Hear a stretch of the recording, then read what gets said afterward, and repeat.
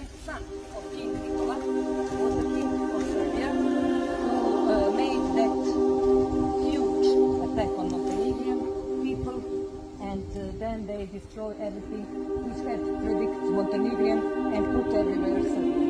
In Wikipedia, you can see in Wikipedia, every our dynasty Montenegrin is called Serbian. That is not true.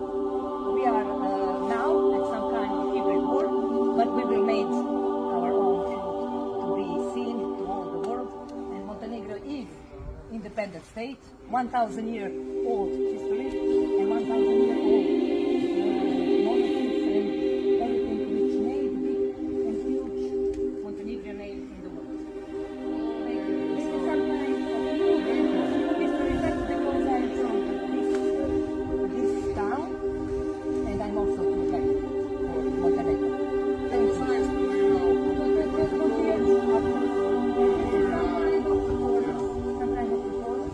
Because one Montenegrin man put the Montenegrin flag in here, and the priest came and put it because we are under attack of Serbian Orthodox Church.